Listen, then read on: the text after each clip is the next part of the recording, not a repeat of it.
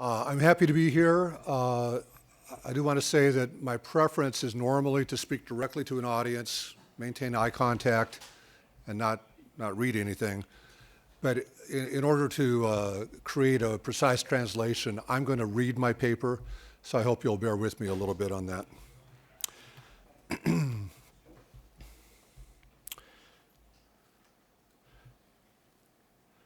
So when Napoleon invaded Egypt in 1798, he brought with him a small army of scientists and artists whose published reports of the wonders of Egypt in the many volumes of the French series Description of Egypt, published between 1809 and 1813, soon fueled a wave of Egyptomania among Egyptians, or among Europeans.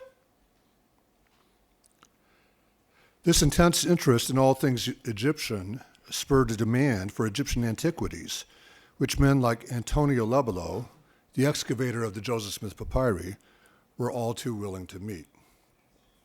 The Italian Lebello had been a gendarme during Napoleon's occupation of the Italian peninsula. When Napoleon was defeated, Lebello moved to Egypt in voluntary exile.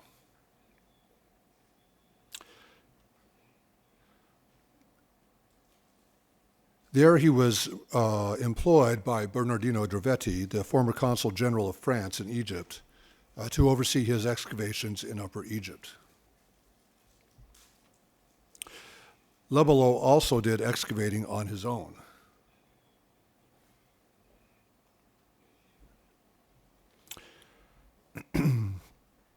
Sometime around the year 1820, give or take a couple of years, Lebello excavated 11 well-preserved mummies from a pit tomb on the west bank of the Nile opposite the ancient city of Thebes, which is modern Luxor.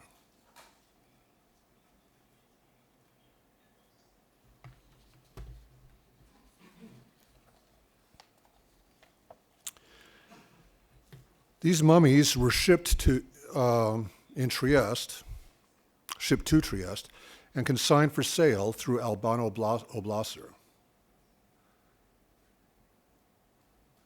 These are just pictures of where those pit tombs may have been located.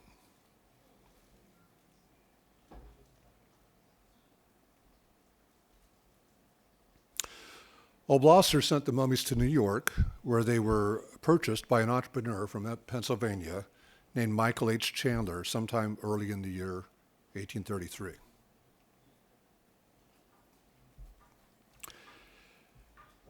Chandler took the collection on an exhibition tour of the northeastern United States, occasionally selling off a mummy or two. In July 1835, he made his way to Kirtland, Ohio, and sold what remained of the collection, 4 mummies, 2 or 3 rolls of papyri, and some loose papyrus sheets, to a group of citizens who purchased them for $2,400 on behalf of Joseph Smith and the church. Not long after that, Joseph announced that the papyri contained writings of the biblical patriarchs, Abraham and Joseph. Various entries in his journals indicated that Joseph immediately began working on a translation of the Abraham material.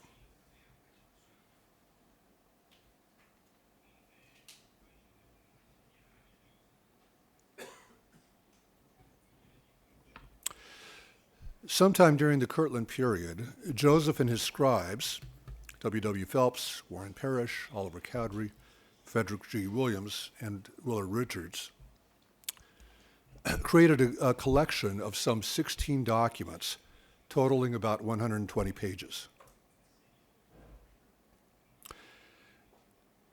These are referred to today collectively as the Kirtland Egyptian Papers, or KEP.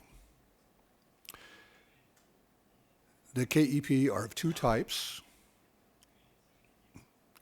10 of these documents purport to be Egyptian alphabet and grammar documents of some sort, the most extensive of which is a bound book titled Grammar and Alphabet of the Egyptian Language, containing 34 non-consecutive pages of writing and 186 blank pages, an average of 3 written pages being followed by 18 to 20 blank pages.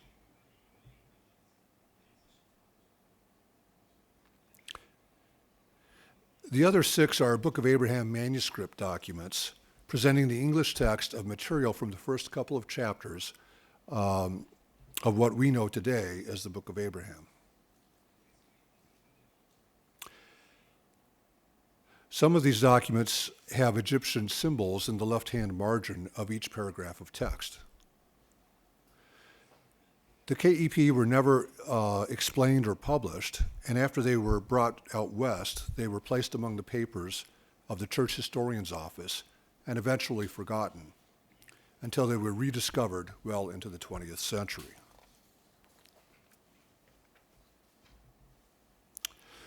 What we know today as the Book of Abraham was finally published in 3 issues of the Times and Seasons on March 1st, March 15th, and May 10th, or May 16th of 1842. This material was republished in England in the Millennial Star in July of 1842, and eventually in the first edition of the Pearl of Great Price.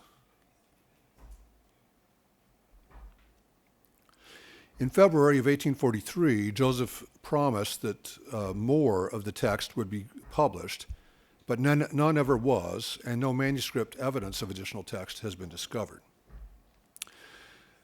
The Book of Abraham comprises 5 chapters of text and 3 facsimiles of vignettes from the papyri collection, together with Joseph's proffered explanations.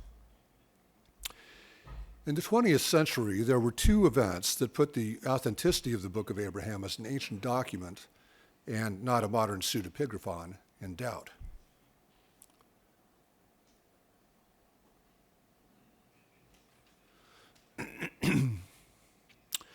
First, in 1912, Franklin S. Spalding, the Episcopal Bishop of Utah, sent copies of the facsimiles from the Book of Abraham to 8 prominent Egyptologists of the day, together with Joseph's proffered explanations.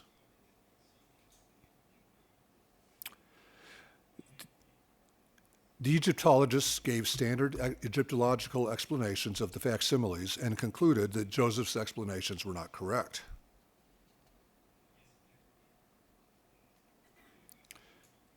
The publication of this pamphlet led to a firestorm of responses from Mormon intellectuals, with at least a couple of dozen appearing between 1912 and 1918 in the Improvement era, which was the church's magazine for adults at the time.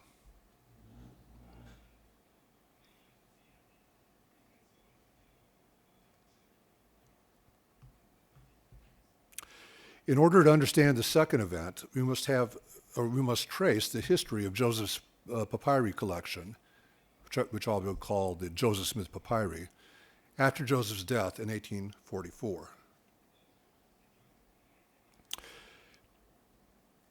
Joseph's mother, Lucy Mack Smith, continued to exhibit the Egyptian antiquities for the remainder of her life.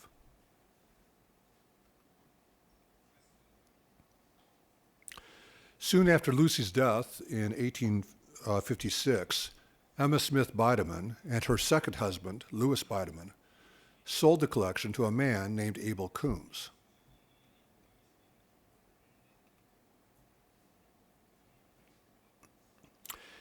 It was long believed that Coombs, in turn, sold the entire collection to the St. Louis Museum, which was transferred to the Woods Museum in Chicago, and that the whole of the collection therefore perished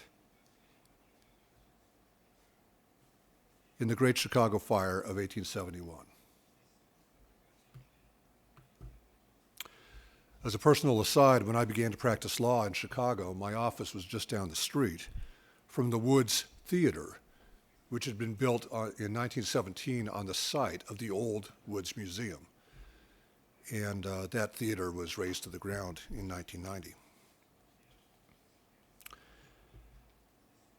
As it turns out, however, Coombs had given a portion of the papyri collection to his nurse, Charlotte E. Beneke Weaver Huntsman.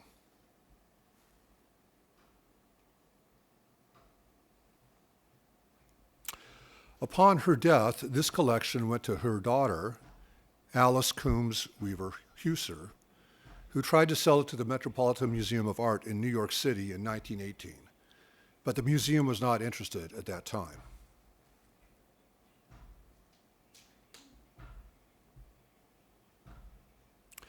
After her death, her widowed husband, Edward Husser, approached the museum again in 1947, and this time the museum acquired the collection.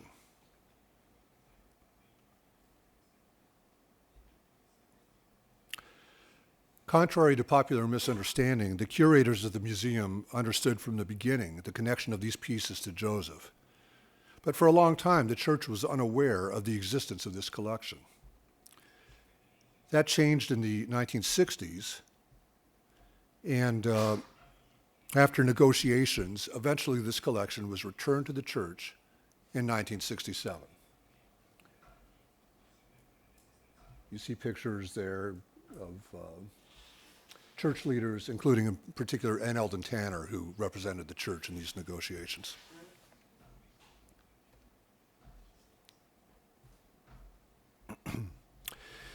The extant portion of the collection returned to the church consisted of the following pieces.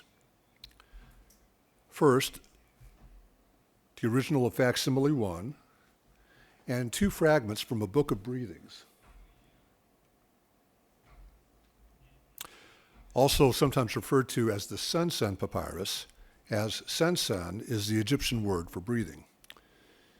This book of breathings belonged to Hor, which was the name of the ancient owner of the book. And the original of Facsimile 3 also would have belonged to this text.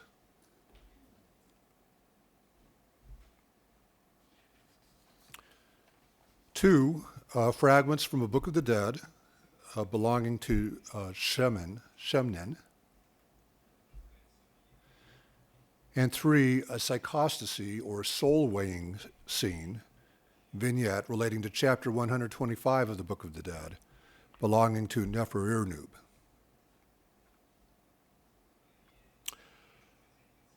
Although not recovered, we also know that Joseph possessed a Book of the Dead belonging to Amenophis, the Hypocephalus belonging to Shoshank, the original of Facsimile 2, and other unidentified texts. Translations of this material have since been published by BYU scholar Michael Rhodes in the Studies in the Book of Abraham series. After this material was returned to the church and published by the church in the Improvement era, it was observed that the Egyptian symbols appearing next to the beginning paragraphs of the KEP Abraham manuscripts came from the beginning of the Joseph Smith Book of Breathings, which you see illustrated here. And that this Book of Breathings fragment originally was connected to the original of Facsimile 1 because the fibers along the join between the 2 fragments matched. Given the connection with the original of Facsimile 1 and the use of symbols from the beginning of the text in association with the Abraham manuscripts of the KEP, it was apparent that Joseph Smith and his scribes believed that the document Joseph had translated as the Book of Abraham derived from the Hor Book of Breathings. But when Egyptologists translated these fragments, they were found to indeed contain a Book of Breathings, a Ptolemaic era analog of the Book of the Dead, and not something like the English text of the Book of Abraham.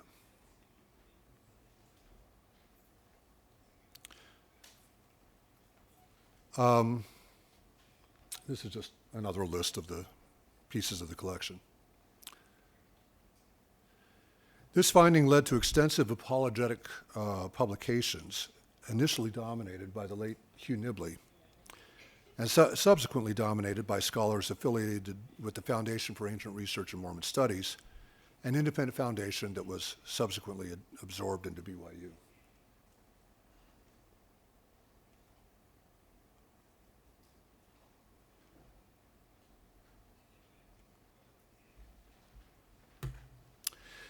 There have been 4 main apologetic approaches to the Book of Abraham issue by church scholars.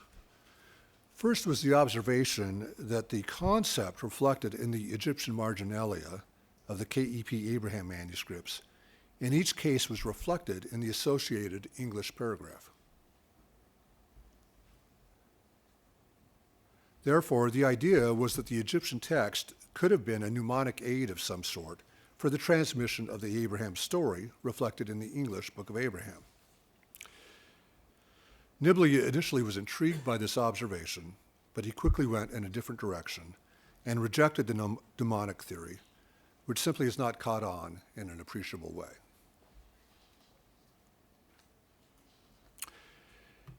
Nibley came to favor what has been called a missing papyrus theory, to the effect that the Book of Breathings was not the putative source for the Book of Abraham, but that source was on some of the papyri that had been burned in the Chicago fire. The strength of this second theory is the undisputed fact that what is extant is only a minority portion of the original collection. Estimates have ranged from 13 to 33%. But a difficulty with this theory is that the KEP seem to suggest that Joseph and his scribes perceived there to be some sort of a relationship between the Book of Breathings, a portion of which is extant, and the Book of Abraham. So while the missing papyrus theory remains a viable option, the apparent connection between the Book of Breathings and the Book of Abraham remains an issue that has to be adequately explained by those who favor this theory. At this point, I would like to briefly comment on the KEP. In my view, the next great hill to climb in Book of Abraham studies will be coming to a deeper understanding of the KEP.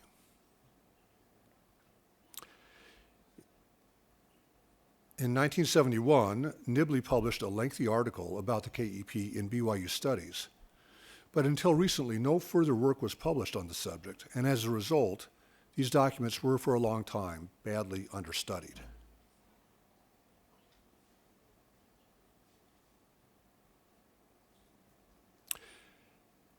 It was originally assumed by critics that the KEP represented the translation working papers for the Book of Abraham, notwithstanding that the modus operandi of how one would get from the seemingly bizarre KEP to the smoothly and sensibly rendered English Book of Abraham was completely unclear.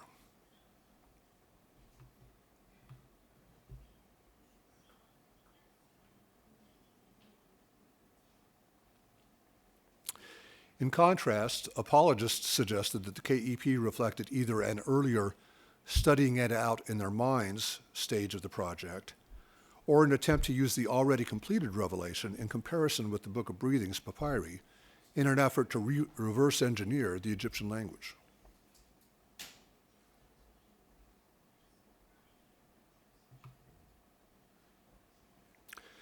Recent work has suggested, however, that both of these approaches to the KEP material may be misguided, and that in fact the KEP reflects a project seeking to describe pure or Adamic language.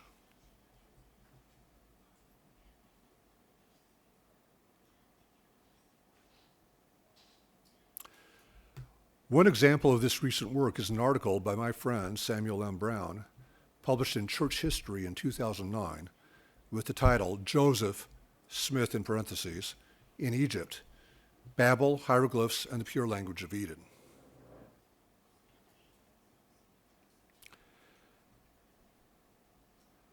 Some of the observations that have led in this direction include the following. 1, the Egyptian symbols used in the KEP manuscripts don't come in any discernible sequence, but seem to come from various locations on the papyri, seemingly at random.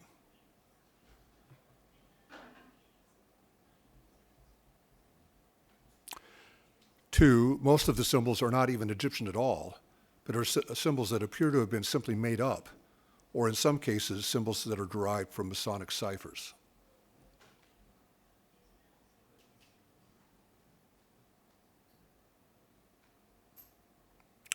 And 3, the KEP is not concerned exclusively with material in the English Book of Abraham, but also with some of Joseph's earlier revelations, including in particular D&C sections 76 and 88.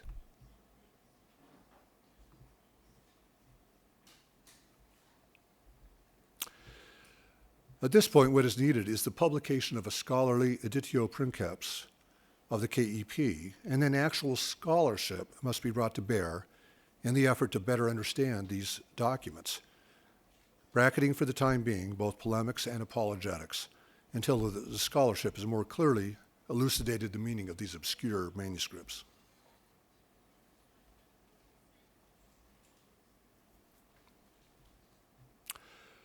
A third theory holds that there is no relationship between the Sen-Sen Papyrus and the Book of Abraham, but that the Sen-Sen Papyrus contains material relevant to the temple endowment.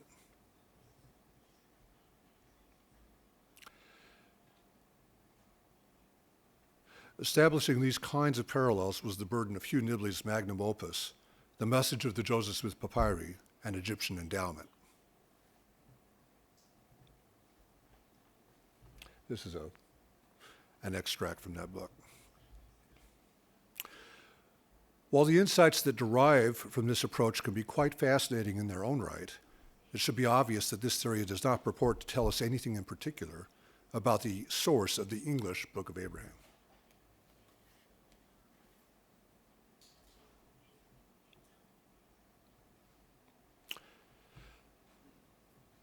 The fourth theory is called a pure revelation or catalyst theory, and holds that the papyri simply acted as an impetus leading Joseph to receive a revelation about Abraham, which he did, just as he had done in the past in connection with all his previous revealed translation projects.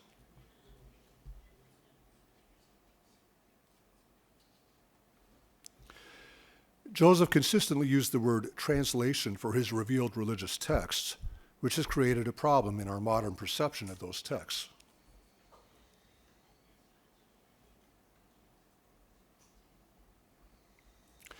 Because when we use the word translation today, we are thinking of an academic exercise, one of seeking to convey the sense of an original text in the language, in one language, to others in a different language.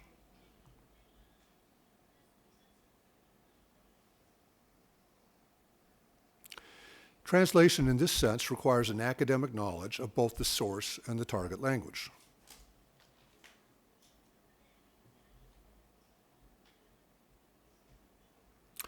So when Mormon artists seek to portray Joseph translating the Book of Mormon, they show him studying the plates closely, using his finger to trace the characters on the plates, because that is how we translate texts ourselves, and that is therefore their personal experience. But such artists have not studied the witness statements concerning the process of translating the Book of Mormon. Joseph put his seer stone into a hat and held it up to his face to exclude light, and then he dictated this text to his scribe.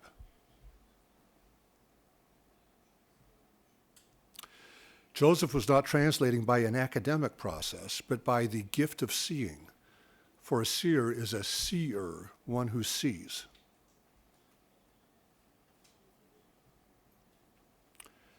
This is the same process we see described in Mosiah 8 as to how King Mosiah is able to translate the 24 gold plates.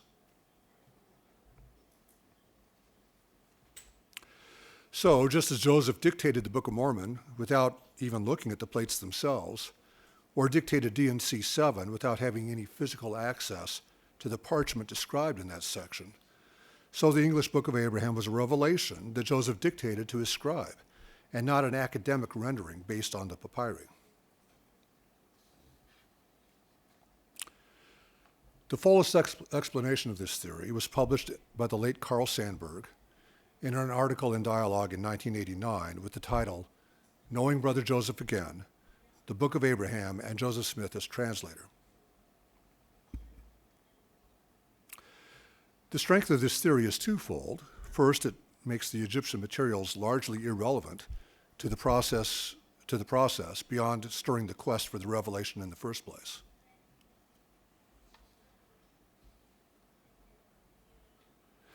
And second, it puts the Book of Abraham on a par with Joseph's other revealed translation projects, as opposed to positing an entirely different process in that one case.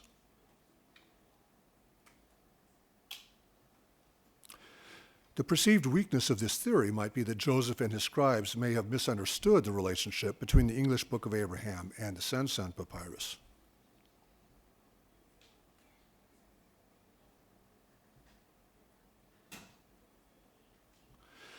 But to me, that is not a disadvantage at all. It is par for the course. One of the conclusions Royal Skousen has drawn after studying the text of the Book of Mormon for a quarter century is that the revelation itself and Joseph's intellectual understanding of that revelation are two different things, and that Joseph often did not accurately understand various aspects of the revealed text.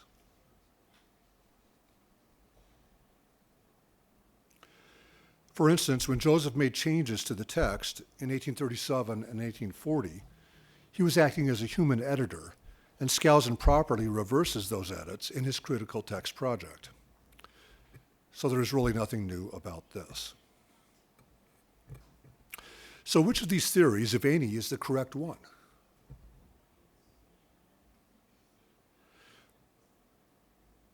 Personally, my own approach is to keep an almost completely open mind. I do not feel the need to constrain my thinking on this subject, since there is much that we don't know yet and that I personally do not quite grasp. But I'm an attorney, and I have been trained to keep alternate theories of case in mind simultaneously.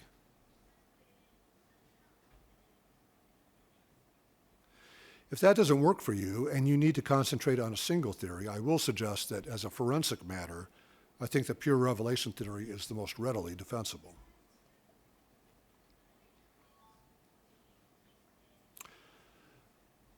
When we come to the facsimiles, there are two major issues. The first issue is whether the facsimiles were correctly restored.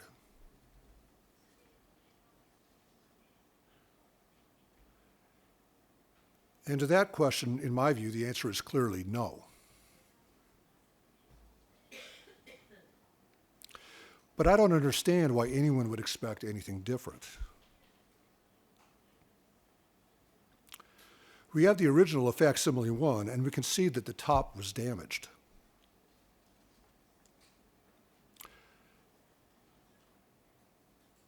So, for example, the standing figure on the left originally would have had the jackal head of Anubis.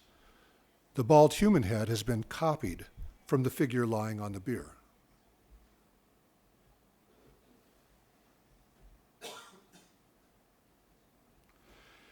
We don't have the original of facsimile 2, but we do possess a contemporary drawing of it, and it is clear from that drawing that there was a lacuna in the text running from the upper right side to the middle, and it is in precisely this location that hieratic text from elsewhere in the collection has been inserted in what is otherwise a hieroglyphic document.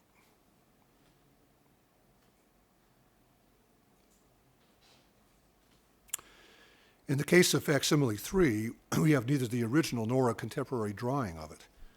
But the head of the figure on the right is so misshapen that clearly there was damage to the papyrus at the time it was in Joseph's possession.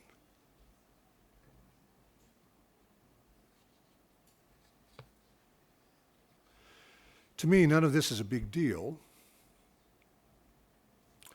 Reuben Hedlock, the engraver of the facsimiles, filled in lacunae in the papyri as best he could in order to present complete pictures for purposes of publication.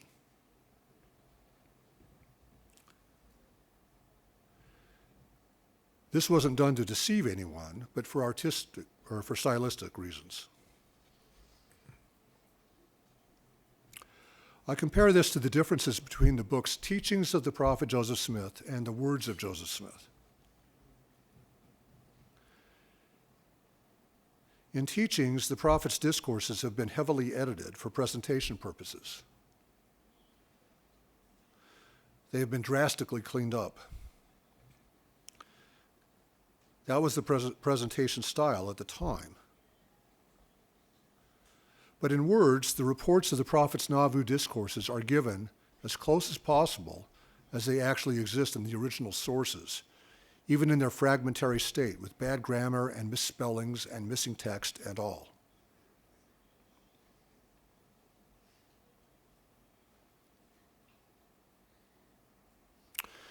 The preferred presentation style had changed over time, and scholars did not want to read a prettified, edited text.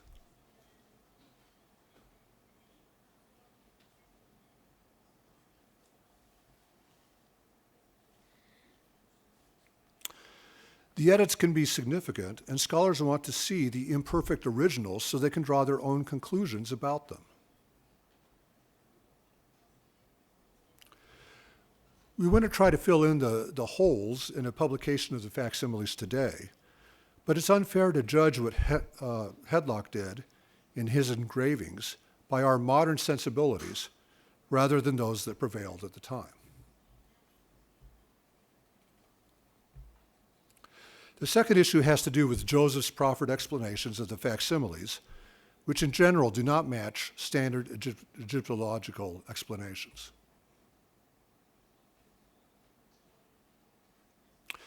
The traditional approach to this issue has been to focus on those that do match, or are at least arguably in the same ballpark.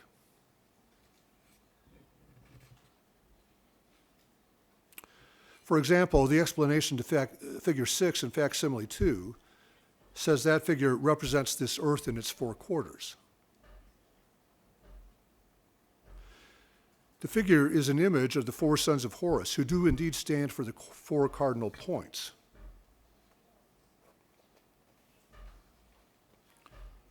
But most of the explanations have a greater distance from standard Egyptological reasoning than this one.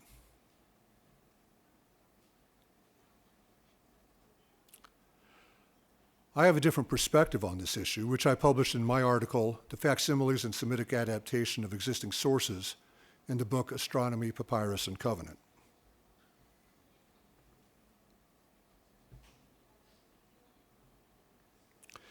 In that article, I began with a review of the circumstances surrounding the Spalding pamphlet and the Mormon responses to it.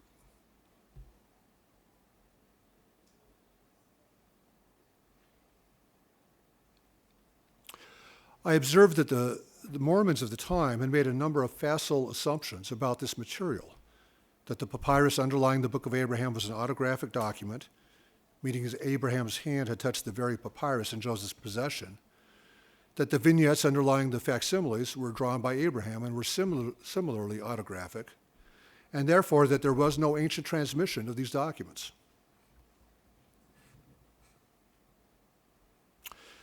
The Mormon respondents to Spalding quickly rejected these facile assumptions.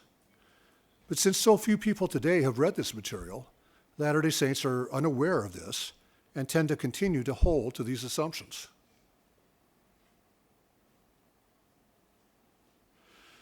But the papyri in Joseph's collection do not date to the time of Abraham in the Middle Bronze Age. They date to the Ptolemaic era, or roughly what we would think of as Greco-Roman times. So there was no autographic original in the cache, but at the most, copies.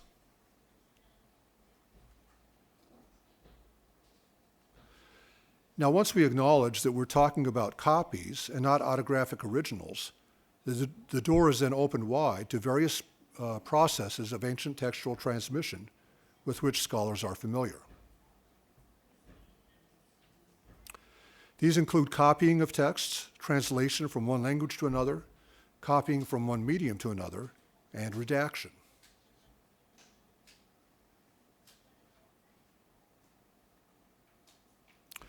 Further, seeing a textual transmission involved also allows us to understand the text and the facsimiles as having separate provenances.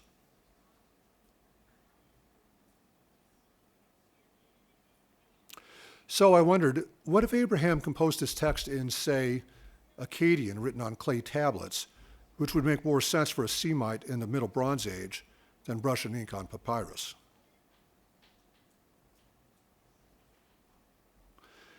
And what if the vignettes underlying the facsimiles had a separate provenance than the text itself? If the text came into the care of an Egyptian Jew in the Greco-Roman era, and I fancifully labeled this hypothetical scribe J-Red for Jewish redactor, he may have adopted or adapted Egyptian vignettes as illustrations of the Abraham story contained in the text. This may sound fanciful at first, but I then went on to show several examples from that time and place where this is exactly what happened. For instance, in the Testament of Abraham, the vignette accompanying chapter 125 of the Egyptian Book of the Dead is reimagined in Semitic terms.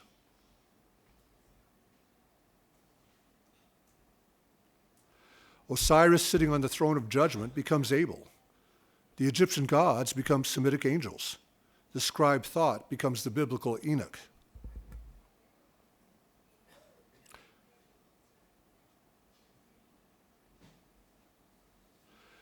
So I posited as a possibility that, as the vignette for chapter 125 of the Book of the Dead is to the Testament of Abraham, so are the facsimiles to the Book of Abraham.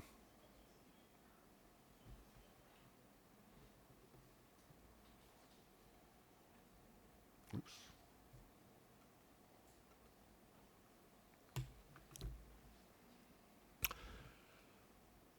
Another example I gave from this same time period was the demotic story of Setna, which is adapted into Jewish lore with 7 rabbinic splinter stories, and ultimately finds its way into the Gospel of Luke as the story of Lazarus and the rich man.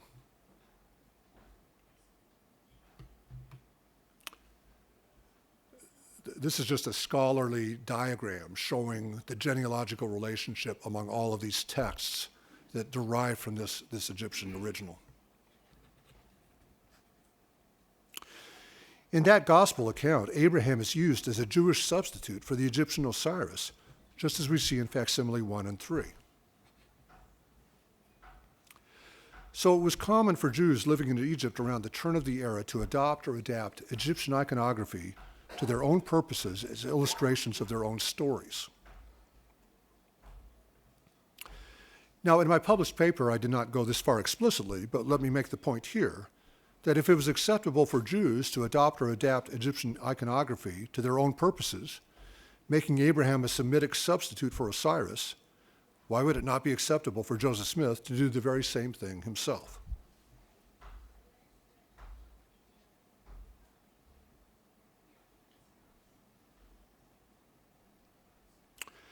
Critics of the Book of Abraham like to focus on the exotic Egyptian material. That is the strength of their argument.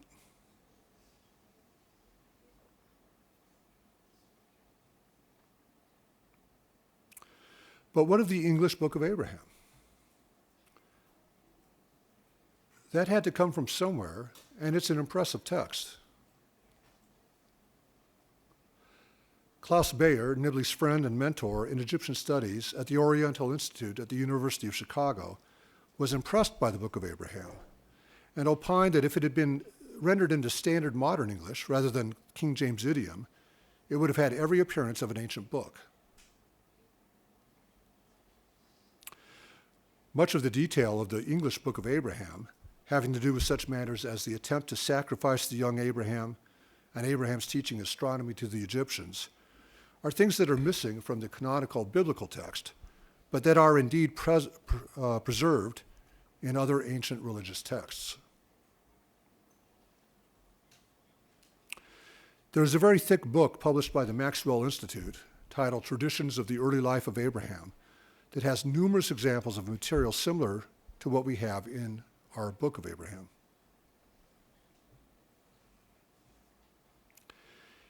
In the end, of course, acceptance of the Book of Abraham is a matter of faith, which is true of all Scripture, whether ancient or modern, whether deriving from the Old World or the New.